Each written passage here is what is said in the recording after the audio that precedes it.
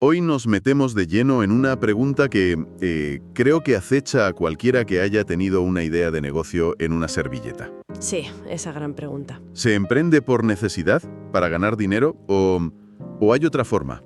¿Se puede emprender desde lo que uno ya es, desde los propios talentos? Esa es la cuestión central, sí. Y el material que tenemos entre manos, unos extractos de un libro sobre un método llamado GEMCO, se posiciona, de forma muy clara. ¿Totalmente? Propone que antes de pensar en el plan de negocio, en la financiación, en todo eso, hay que hacer un trabajo previo, casi de arqueología personal. Exacto. No es el típico manual de cómo montar tu startup en 10 pasos. De hecho, la promesa que hace es, bastante más ambiciosa. Habla de generar una nueva estructura de pensamiento que provoca un proceso de cambio interno. Suena casi a terapia empresarial, ¿no? Sí, sí. La misión de hoy es ver si detrás de estas palabras hay algo tangible o si es puro humo inspiracional. Totalmente. Lo que me parece interesante es que desvía el foco. El mercado está saturado de respuestas al qué montar y al cómo hacerlo. Cierto. Este enfoque, en cambio, se obsesiona con el quién emprende y, más importante aún, el por qué lo hace. Es una invitación a mirarse al espejo antes de mirar la hoja de cálculo. Pues a ver qué encontramos en ese reflejo. Empecemos por una imagen que se me quedó grabada mientras leía, casi como una advertencia. ¿Cuál? El cementerio está lleno de buenas ideas. Es brutalmente visual, ¿verdad? Sí. Te hace pensar inmediatamente en esas notas de voz, esos documentos de Word a medio empezar. Un auténtico mausoleo digital de proyectos que nunca vieron la luz. Es una imagen potentísima porque ataca el mito del emprendedor. El problema no suele ser la falta de ideas, a menudo es la sobreabundancia. La parálisis viene después, claro. Exacto. El texto sugiere que estas ideas mueren por inanición, por falta de una estructura que las alimente y las guíe. Son chispas que no encuentran la leña adecuada para convertirse en fuego. Y aquí es donde el autor mete el dedo en la llaga. Dice que el ecosistema emprendedor te da todas las herramientas para construir la casa. El martillo, los clavos. Sí, te da el kit completo. Pero nadie te pregunta si tienes las bases o fundamentos para hacerlo. Es como si te dieran un kit de cirugía. Sin comprobar si eres cirujano. Claro. Exacto. El desastre está casi garantizado. Y esas bases no son solo conocimiento técnico. Según se desprende de la fuente, son sobre todo claridad y convicción interna. El método que propone, GEMCO, se presenta como el proceso para construir esos cimientos. Su objetivo es convertir el pensamiento, que por naturaleza es caótico y disperso, en acción enfocada. O sea, que esa idea genial en la servilleta no acabe siendo un recuerdo borroso. Eso es, que sea el primer borrador de un plano. Para explicar cómo se consigue esa estructura, el autor usa una analogía que, a primera vista, es muy clara. La de hacer pan. Ah, ¿sí? Si metes en un molde la harina, el agua, la sal y la levadura por separado y lo horneas, lo que sacas es, un ladrillo incomestible. Me suena de algo. Creo que he horneado un par de esos en mi vida. Un arma arrojadiza, más que un alimento. Totalmente. Y la comparación es directa. Las ideas, los datos, la inspiración son los ingredientes. Claro. Si no los mezclas, los amasas y les das tiempo para que fermenten juntos y formen una masa homogénea, el resultado es un desastre. La idea no crece, no tiene cohesión. Ahora bien, veo venir un pero. sí, la analogía es buena para explicar la necesidad de un proceso, pero ¿no corremos el riesgo de hacer que la creatividad parezca demasiado industrial? Demasiado predecible, dices. Eso. Hay quien diría que las mejores ideas, las que de verdad rompen moldes, surgen precisamente del caos, de la serendipia, no de seguir una receta al pie de la letra. Es una objeción muy pertinente, y creo que el texto, aunque no lo dice explícitamente, se defendería diciendo que el método no es la receta en sí, sino la técnica del panadero. Vale. No te dice qué pan hacer, sino cómo amasar. La función de mezclar y amasar es la clave.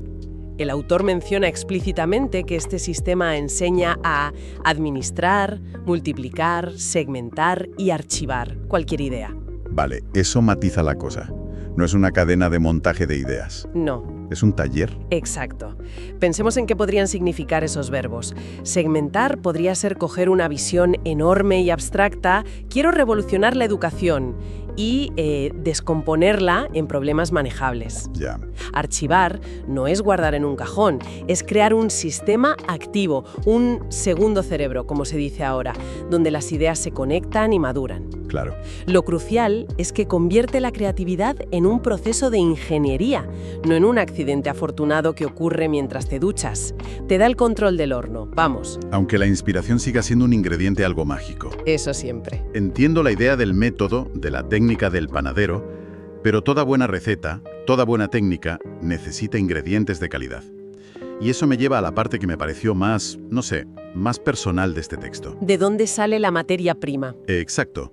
¿De dónde sale esa materia prima para nuestras ideas? Aquí es donde la cosa se pone seria. Porque, según esta filosofía, los mejores ingredientes no se buscan fuera, en las tendencias del mercado. No, nada de informes de consultoría. Nada. Se excavan dentro de uno mismo. Introspección retrospectiva. El término es un poco rimbombante, pero la idea es potente. Mucho. Te propone hacer de arqueólogo en tu propia vida.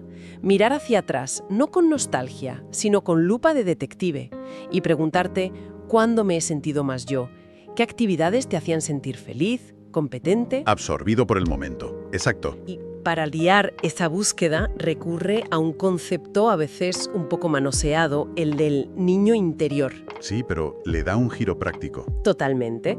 No se trata de una regresión sensiblera, sino de buscar pistas. ¿Qué te encantaba hacer a los 10 años, antes de que alguien te preguntara para qué servía? O si te daría dinero. Claro. Ahí, en ese juego desinteresado, según el autor, suelen esconderse las semillas de nuestros talentos más puros. Es la búsqueda de la actividad que te haga brillar los ojos. Pero aquí viene el giro, el filtro que a mí me parece crucial. Una vez que encuentras esa actividad, pongamos que era dibujar o desmontar aparatos, el texto te obliga a hacer una pregunta muy difícil. Y esta es la distinción que lo cambia todo. La pregunta es, ¿esto que se me da bien y disfruto es una habilidad que he desarrollado con miles de horas? ¿O es un talento innato? No es lo mismo. Una habilidad es algo que construyes con esfuerzo, como un músculo. Puedes llegar a ser un programador excelente a base de picar código día y noche. Pero un talento, según esta visión, es otra cosa. Es como tener una predisposición genética para ese músculo. Justo. Es esa facilidad casi insultante que tienen algunas personas para algo desde el principio. Y el texto es muy radical aquí. Afirma que descubrir ese talento natural y convertirlo en una fortaleza es lo que te hace imparable. Es una afirmación muy fuerte, pero tiene una lógica interna poderosa. Piénsalo en términos de energía. Desarrollar una habilidad en un área donde no tienes talento es... remar contra la corriente. Exacto. Puedes avanzar, sí, pero el esfuerzo es agotador. En cambio, cuando aplicas ese mismo esfuerzo sobre un talento innato, es como remar a favor de la corriente. El rendimiento es exponencial. No es que no trabajes duro. No, claro que no. Es que tu trabajo duro cunde mucho más. Es la diferencia entre la competencia y la maestría. Conectas con lo que el psicólogo Mihai Csikszentmihalyi llamaba estado de flujo. Claro, donde la dificultad y tu capacidad están en perfecto equilibrio. Eso es. Eso me lleva a pensar en la cantidad de gente que es muy buena en su trabajo, que tiene habilidades muy desarrolladas, pero que se siente quemada o vacía. Quizás, según esta teoría, es porque están remando con todas sus fuerzas, pero en la dirección equivocada de su corriente natural. Esa es exactamente la tesis. Alinear tu profesión con tu talento no es solo una estrategia para ser más productivo, es una estrategia de supervivencia energética y de realización personal. El trabajo deja de ser algo que haces. Y se convierte en una extensión de lo que eres. Vale, asumamos que una persona hace este viaje. Excava en su pasado, distingue su talento de sus habilidades y luego aprende el método del panadero para gestionar las ideas. ¿Qué pasa después? ¿Cuáles son los resultados prácticos? El texto es muy concreto con sus promesas. Y son promesas de alto calibre, ¿eh? Por ejemplo, asegura que este proceso te convierte en alguien capaz de vender su sueño en 90 segundos. El famoso elevator pitch. Exacto. Pero la diferencia es sutil y fundamental. No se trata de aprender un guión de memoria. No. Se trata de que la convicción que proyectas sea tan genuina que las palabras salen solas. La gente no compra tu idea, compra tu certeza. También habla de desarrollar ideas con propósito, de aportar algo positivo al mundo. Esto choca con la imagen del emprendedor que solo busca el pelotazo, ¿no? Sentido intrínseco. Y todo esto, dice, te da la confianza para venderlo con profesionalidad. Y es importante señalar que el autor no habla desde la teoría académica. No, para nada. Ancla estas promesas en su propia biografía. Más de 30 años como diseñador industrial, docente, director de I+D. Claro, relata que el método nació de una necesidad personal. Era tan prolífico generando ideas que se sintió abrumado, consciente de que nunca podría realizarlas todas. Tuvo que crear un sistema para no ahogarse en su propia creatividad. Exacto. Es una solución forjada en el fuego de la práctica. Y justo en este punto, cuando habla de resultados, el texto introduce un concepto que a menudo se trata con cierto esoterismo o se deja al azar, la suerte. Sí, pero le da una vuelta de tuerca completa. Este es, para mí, uno de los puntos más provocadores y potentes. La visión que presenta desmonta por completo la idea de la suerte como un factor externo. Nada de un trébol de 4 hojas. O una estrella fugaz. Nada. La frase es lapidaria. La buena suerte nunca viene del exterior, es totalmente interna. Tú eres la causa de tu buena suerte. Uf, eso es poner mucha presión sobre los hombros. Si soy la causa de mi buena suerte, también lo soy de la mala, ¿no? Bueno, sí, pero... ¿Cómo se supone que uno causa buena suerte? No se causa, se genera. Y el texto lo explica casi como un proceso físico. Dice que la suerte surge cuando estás enfocado, vibrando positivamente en torno al entusiasmo de tus ideas. A ver, vibrando positivamente puede sonar un poco New Age. Sí, suena un poco así, pero si lo traducimos a un lenguaje más neurocientífico, podríamos estar hablando del sistema de activación reticular del cerebro. Vale, cuando te enfocas intensamente en algo, tu cerebro empieza a filtrar la realidad y a mostrarte todo lo que está relacionado con tu foco. No es que aparezcan más oportunidades. Es que por fin eres capaz de verlas. Ah, es el efecto de me quiero comprar un coche rojo y de repente solo veo coches rojos por la calle. Exactamente. No es magia, es atención selectiva. Al crear ese estado interno de claridad, foco y energía, lo que el texto llama circunstancias favorables, te conviertes en un imán para las oportunidades que ya estaban ahí. La suerte entonces es lo que ocurre cuando la preparación interna se encuentra con la oportunidad externa. Esa es la idea. Es una redefinición que te quita del asiento del copiloto del azar y te pone al volante. Es una idea muy empoderadora, la verdad, pero también muy exigente. Y el texto no es ingenio, ¿eh? Sabe que el camino no es un paseo. No, desde luego. Por eso me gustó el consejo final que da para cuando las cosas se tuercen. Sí, y es un consejo que conecta directamente con la cultura startup moderna. Dice, si en el camino tu idea fracasa, jamás desistas, pivota, sigue adelante y persiste hasta triunfar. La palabra clave es pivota. Esa es. No dice persiste ciegamente, que sería una receta para el desastre. Dice, mantén la visión, que viene de tu talento, pero sé flexible con la estrategia. El fracaso de una idea no es tu fracaso como persona. Exacto. Es solo un dato que te informa de que tienes que cambiar de táctica, no de misión. Entonces, si tratamos de encapsular la propuesta completa de este método GEMCO, ¿con qué nos quedamos? Para mí, la imagen es la de un árbol. ¿Un árbol?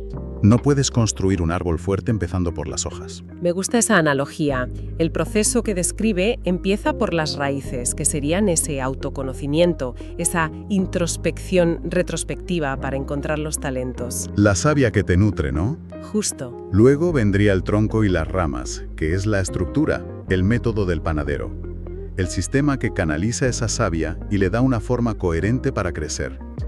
Y finalmente, las hojas y los frutos, que son los resultados en el mundo exterior.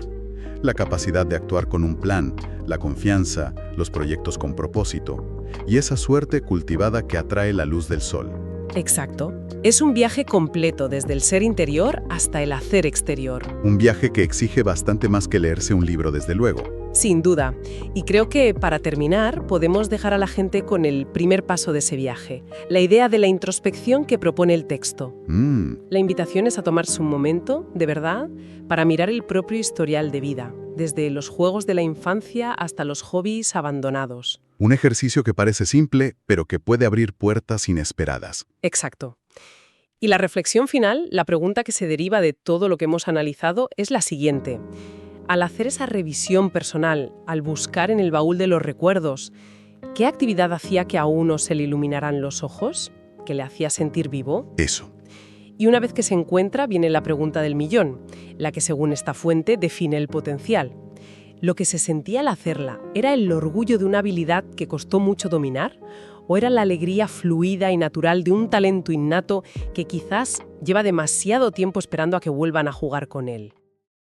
Dale like, suscríbete y comparte.